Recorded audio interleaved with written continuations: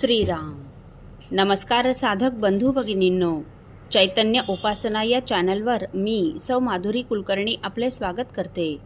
या चॅनलद्वारे सध्या आपण सोमवार ते शनिवार श्री ब्रह्मचैतन्य गोंदवलेकर महाराज यांच्या परंपरेतील साखरखेर्डा येथील संत परमपूज्य श्री प्रल्हाद महाराज यांचे श्री देवीदास अमृत मोहरील लिखित संक्षिप्त चरित्राचा आस्वाद घेत आहोत.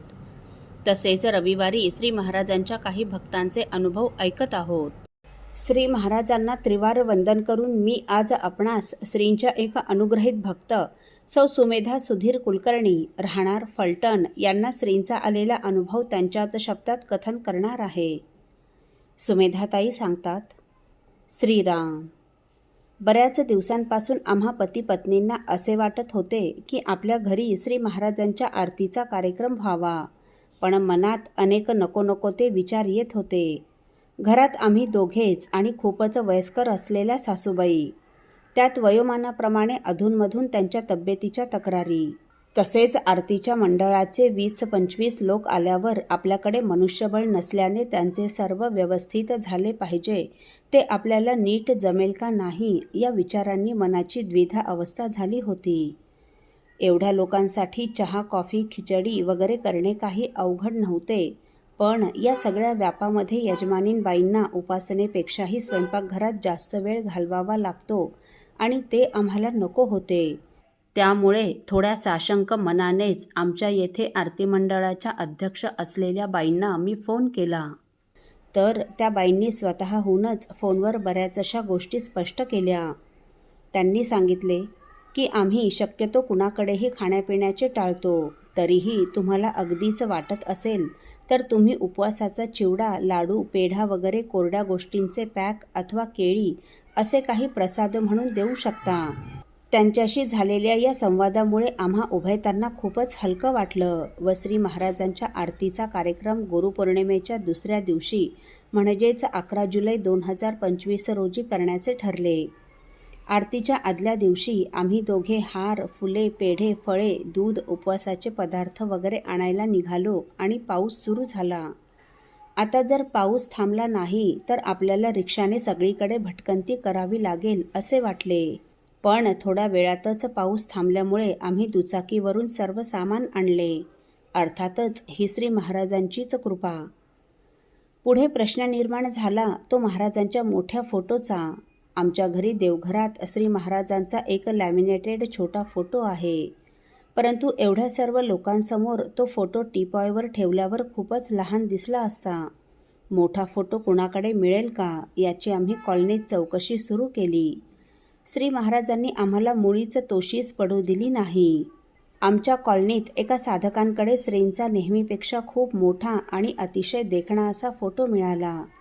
मी तर आजपर्यंत एवढा सुंदर फोटो कधीच पाहिला नव्हता. खरंच श्री महाराजांनी किती छान सोय करून दिली म्हणून सांगू. आरतीच्या कार्यक्रमात श्री महाराजांवरील काही पदे, अभंग, रामनाम जप, नित्य प्रवचन, आरत्या, मंत्रपुष्पांजली असे सगळे अगदी यथासांग आनंदात व मोठ्या उत्साहात भक्तिपूर्ण वातावरणात पार पडले. आरती झाल्यावर मी मसाला दूध गरम करेपर्यंत आरतीसाठी आलेल्या काही साधक महिलांनी पुढाकार घेऊन पेढे, केळी व चिवडा यांचे वाटप केले. गुरुसेवा म्हणून सगळ्याजणी भराभर मदतीला पुढे आल्या. खरंच खूपच प्रसन्न, पवित्र, आनंदी आणि अध्यात्माने भारलेले असे वातावरण निर्माण झाले होते. आपल्या श्रींचा तर काय रुबाब होता, काही विचारूच नका. भरपूर फुले, हार, फळे, पेढे अर्पण केलेला त्यांचा फोटो अतिशय सुंदर दिसत होता. यजमानांनी जेव्हा कार्यक्रमाचे फोटो नातेवाईकांना पाठवले तेव्हा सर्वांच्याच मुखात एकच वाक्य होते की श्री महाराज किती सुंदर दिसत आहेत. एका क्षणी तर असं वाटलं की त्यांच्या फोटोला तीट लावून ठेवावी, त्यांना कोणाची नजर लागायला नको म्हणून. अर्थात त्यांना कोणाची नजर लागणार म्हणा. आरतीचा कार्यक्रम संपल्यावर अतिशय कृतकृत्य झाल्यासारखे वाटत होते. त्या हॉलमधून हलावेसेच वाटेना. घरात एक सकारात्मक ऊर्जा निर्माण झाली होती. अतिशय समाधान वाटत होते. नंतर विचार केल्यावर असे जाणवले की खरंच हे तर सर्व श्री महाराजांनीच घडवून आणले आहे. कोणतीही अडचण येऊ न देता सुरळीतपणे त्यांनी सगळं पार पाडलं. खरं तर सगळं ते स्वतःच करतात. आपण केवळ निमित्त मात्र असतो, पण ते आपल्याला सगळ्या गोष्टींचं श्रेय देतात. असो. यात विशेष सांगायची गोष्ट अशी की 11 जुलैला आरतीच्या दिवशी सासूबाईंची तब्येत व्यवस्थित होती. त्या स्वतःचे छान आवरून आरतीला पण येऊन बसल्या आणि नंतर 2च दिवसांनी 13 जुलैला सकाळी त्यांना पॅरालिसिसचा अटॅक आला. सर्व जागेवरच चालू होते. त्यानंतर 2 महिन्यात सर्वच गोष्टी संपल्या. श्री महाराजांनी आमच्याकडून त्याआधीच आरतीचा कार्यक्रम करून घेतल्याने आईंना त्यात सहभाग घेता आला याचे खूपच समाधान वाटले. खरंच त्यांना आपल्या भक्तांची किती काळजी असते नाही. श्रीराम समर्थ. साधक हो, सुमेधाताईंचे श्रींवर अतिशय प्रेम असल्याने श्रींच्या आरतीचा कार्यक्रम घरात ठेवावा व कृतकृत्य व्हावे असे त्यांच्या मनात येताच श्रींनी सर्वच गोष्टी त्यांच्या मनासारख्या घडवून आणून आपल्याला आपल्या भक्तांचे किती प्रेम आहे हेच दाखवून दिले. वास्तविक पाहता आरती करण्यात आर्तता अपेक्षित आहे.